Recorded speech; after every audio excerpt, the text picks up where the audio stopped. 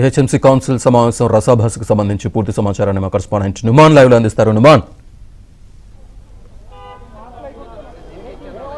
Srinivas, GHMC council సమావేశం రసాభాసగా మారింది. ప్లకార్డులు పట్టుకొని మేయర్ పోడియం దగ్గరకు వచ్చినటువంటి బీఆర్ఎస్ కార్పొరేటర్లను కాంగ్రెస్ కార్పొరేటర్లు అడ్డుకున్నారు. సో బాబా ఫసీయుద్దీన్ ఏదైతే వాళ్ళు పట్టుకున్నటువంటి ప్లకార్డులన్నీ కూడా చింపివేశారు. సో ఈ నేపథ్యంలో బీఆర్ఎస్ కార్పొరేటర్లకు కాంగ్రెస్ కార్పొరేటర్లకు మధ్య తీవ్ర వాగ్వాదం అయితే చోటు చేసుకుంది. ఒకరినొకరు తోసుకున్నారు. సో మార్షల్స్ ఏదైతే బీఆర్ఎస్ కార్పొరేటర్లని అరెస్ట్ చేసినటువంటి పరిస్థితి, ప్రస్తుతం వారిని పిఎస్కి అయితే తరలించినటువంటి సిచ్యువేషన్ అయితే కనిపిస్తుంది. కాంగ్రెస్ 6 గ్యారెంటీలు ఇటు రాష్ట్రాల్లో అమలు కావట్లేదు, హైదరాబాద్ లో అమలు కావట్లేదు. గ్రేటర్ హైదరాబాద్ లో పూర్తిగా నిధులు ఎక్కడికక్కడ కూడా దుర్వినియోగం అవుతున్నాయి. ఎక్కడ కూడా అసలు సంక్షేమ పథకాలు కానివ్వండి, అభివృద్ధి కార్యక్రమాలు ముందుకు సాగట్లేదంటూ కూడా బీఆర్ఎస్ కార్పొరేటర్లు ప్లకార్డులు పట్టుకొని వచ్చినటువంటి పరిస్థితి. ఈ నేపథ్యంలో మేయర్ వద్దకు దూసుకుపోతున్నటువంటి క్రమంలో ఒక్కసారిగా కార్పొరేటర్లు సిఎన్ రెడ్డి, బాబా ఫసీయుద్దీన్ వారిని అడ్డుకున్నారు. ఒకరినొకరు తోసుకున్నటువంటి ఆ పరిస్థితి. ప్రస్తుతం కార్పొరేటర్లను అరెస్ట్ చేశారు. సార్ ఏం చెప్తారు, ఎలా చూస్తారు? ఇదంతా కూడా ప్రజాస్వామ్యానికి విరుద్ధంగా, అప్రజాస్వామికంగా ఈరోజు వ్యవహారం అంతా రాష్ట్రంలో సాగుతూ ఉన్నది. ఈరోజు హైదరాబాద్లో పూర్తిగా అభివృద్ధి అంతా కూడా కుంటుపడిపోయింది. ఈరోజు హైదరాబాద్ నగరంలో పారిశుద్ధ్యం పడికేసేసింది. మొత్తానికి కూడా వీధి దీపాలు వెలగట్లేదు. ఈరోజు ఈ కాంగ్రెస్ పార్టీ అధికారంలోకి వచ్చి సంవత్సరం పైచీలకు వస్తూ ఉంది. వారు ఇచ్చిన హామీలు విస్మరించడమే కాకుండా హైదరాబాద్ నగరాన్ని పూర్తిగా విస్మరిస్తూ ఉన్నారు. ఈరోజు వారు ఇచ్చినటువంటి గ్యారెంటీలు గ్రామాల్లో ఎన్నికలున్నాయి కాబట్టి, గ్రామాల్లో గ్రామ పంచాయతీ ఎన్నికలు పెట్టాలి కాబట్టి ఈరోజు గ్రామ పంచాయతీలని మండలానికి ఒకటి అని చెప్పి ప్రజలను ఆశ చూపి మళ్ళీ అక్కడ చేస్తారు. కానీ హైదరాబాద్ నగరంలో 1 కోటి జనాభా అంటే తెలంగాణ రాష్ట్రంలో దాదాపు మరి 1/3 పాపులేషన్ ఉన్నటువంటి హైదరాబాద్ నగరాన్ని విస్మరించి ఇక్కడ పేద ప్రజలు లేరా? ఈరోజు హామీలు అమలు చేయట్లేదు. అభివృద్ధి పూర్తిగా కుంటుపడిపోయింది. బీఆర్ఎస్ హయాంలో కేసీఆర్ గారి నాయకత్వంలో, కేటీఆర్ గారి సారథ్యంలో హైదరాబాద్ నగరానికి విశ్వ నగరంగా గుర్తింపు తీసుకొచ్చి కొన్ని లక్షల కోట్ల రూపాయలు పెట్టుబడులు తీసుకొచ్చి ప్రస్తుతం ఏబిఎన్ స్క్రీన్ లో కూడా చూడొచ్చు. ఏదైతే ఒకరి మీద ఒకరు దానం నాగేందర్ గారు వారితో మాట్లాడదాం. సార్ చెప్పండి, బీఆర్ఎస్ కార్పొరేటర్లు ఏమో మమ్మల్ని అసలు వాంటెడ్లీ అరెస్ట్ చేశారు అని అంటారు, ఏం చెప్తారు? హౌస్ అడ్జర్న్ అయిందమ్మా, చెప్పండి సార్. ఈ రోజు ప్రస్తుతం ఏదైతే ఇక్కడ మనం ప్రస్తుతం చూడొచ్చు, ఇటు ఎక్స్ అఫీషియో మెంబర్స్ కూడా ప్రస్తుతం అయితే బయటికి వచ్చేస్తున్నటువంటి పరిస్థితి. హౌస్ పూర్తిగా గందరగోళ వాతావరణం. అంటే కేవలము సభ స్టార్ట్ అయినటువంటి 5 నిమిషాల వ్యవధిలోనే పూర్తిగా గందరగోళ వాతావరణం అయితే అక్కడ నెలకొందని చెప్పొచ్చు. సో ఈ నేపథ్యంలో పెద్ద ఎత్తున కూడా ఘర్షణ జరిగింది.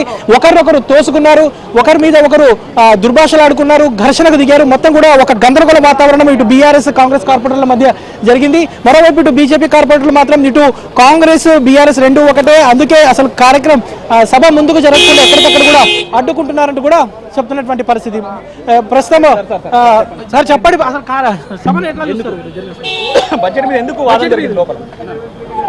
బడ్జెట్ ప్రవేశపెట్టడం అనేది బాధ్యతగా జిహెచ్ఎంసీ బడ్జెట్ని ప్రవేశపెట్టడం జరిగింది.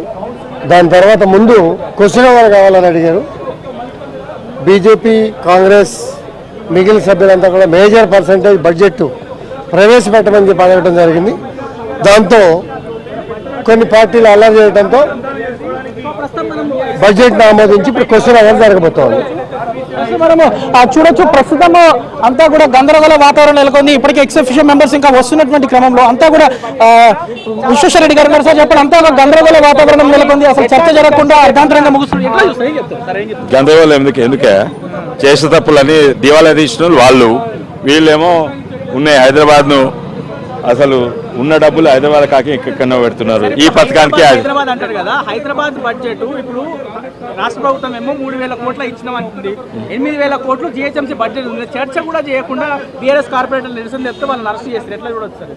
చర్చ వాళ్ళకి చర్చ రావాలి కదా, బీఆర్ఎస్ రావాలి కదా. ఎందుకు ధర్నాలు ఎందుకు చేస్తుండ్రు? ఇదే చేస్తారు. సపరేట్ లోపల వచ్చి వాళ్ళు చర్చ చేయమని తర్వాత ధర్నా చేయండి. వాళ్ళు కాంగ్రెస్ వాళ్ళు, టీఆర్ఎస్ వాళ్ళు ఒకరినొకరు కొట్లాడుకోండి. మేమైతే చిత్తశుద్ధితో అటెండ్ అవుతాము. పూర్తి స్థాయిలో ప్రజా సమస్యలు చర్చించాము.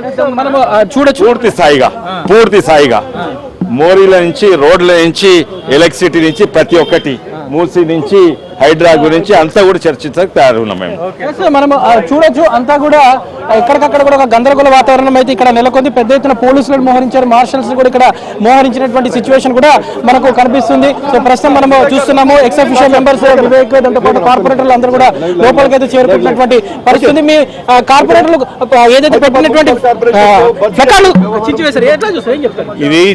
ఇది ప్రజాస్వామ్యంలో గొంతు నొక్కడమే. ప్రజల పక్షాన ప్రజలకు సమస్యలతో పరిష్కరించాలని చెప్పి అడిగే హక్కు కార్పొరేటర్లకు ఉంటుంది. ప్రజలతో ఎన్నుకోబడినటువంటి కార్పొరేటర్లను వారిని అరెస్ట్ చేయడం తీవ్రంగా ఖండిస్తూ ఉన్నాం, తీవ్రంగా వ్యతిరేకిస్తూ ఉన్నాం. మీరు ఏదైనా ధర్నాలు మీకు చెప్పిన విషయం చెప్పవచ్చని ముఖ్యమంత్రి గారు మాట ఒకటి ఉంటుంది, చేసే పనితీరు ఒకటి ఉంటుంది. కాబట్టి తప్పకుండా ప్రజలకు సమస్యలని లేవనెత్తేటువంటి బాధ్యత కార్పొరేటర్ పైన ఉంటుంది. ఈ సంవత్సరం కాలం పాటు పూర్తిగా అభివృద్ధిని విస్మరించినారు. హైదరాబాద్ నగరాన్ని టోటల్ గా మరి అభివృద్ధి కుంటిపడేలాగా కాంగ్రెస్ పార్టీ నిర్ణయాలు ఉన్నాయి. కాబట్టి దీన్ని చాలా తీవ్రంగా మేము వ్యతిరేకిస్తూ ఉన్నాం, ఖండిస్తూ ఉన్నాం. ఒకటి హైదరాబాద్ పెద్ద గ్రేటర్ హైదరాబాద్ నగరంలో నిధులు లేకుండా, నిధులు ఇవ్వకుండా, ఒక మంత్రిని పెట్టకుండా, మరి ప్రాతినిధ్యం లేకుండా గ్రేటర్ హైదరాబాద్ మొత్తం కూడా విస్మరించి మరి ఇక్కడ నిధులని కూడా మరి లాక్కుపోయే విధంగా మరి ముఖ్యమంత్రి రేవంత్ రెడ్డి ప్రయత్నం చేస్తున్నారని చెప్పి సందర్భంగా మనం చేస్తాం. అంటే మీ గతంలో మీ పార్టీలో ఉండి మీ పార్టీ మీద సింబల్ మీద గెలిచినటువంటి బాబా ఫసీద్దీన్ కానివ్వండి, సీఎన్ రెడ్డి గారు వాళ్ళే ఈ రోజు మీ కార్పొరేటర్ల మీద దాడికి దిగినటువంటి పరిస్థితి లోపల ఇది దాడులు ప్రతి దాడులు కాదు. ప్రజా సమస్యలకి ఎలాగా పరిష్కరిస్తారో చెప్పాలి ప్రభుత్వం. ఈరోజు కొట్లాడుకున్నానికి అడిగి ఉన్నాం, కానీ ప్రజా సమస్యలు పరిష్కరించండి, డబ్బులు నిధులు కేటాయించకుండా పని చేయకుండా ఈ రకంగా దాడులకు పాల్పడడం మంచి పద్ధతి కాదు.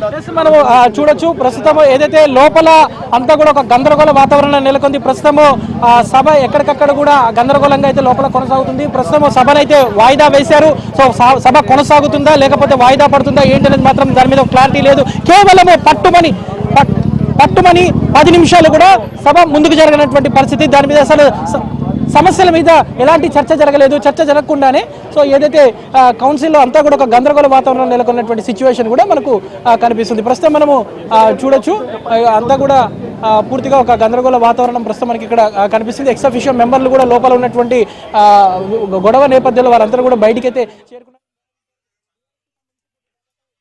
జైల్ కాద్రి ఫస్ట్ అయినాక దాని పైన ఇస్తాను. జైల్ కాద్రి గారిని ఫస్ట్ మాట్లాడారు.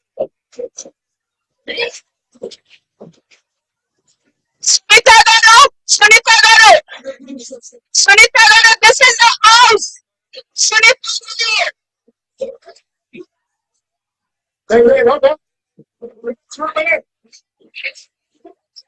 మాకు చెప్పండి. సుజాత గారు శ్రీదేవి గారు కూర్చోండి.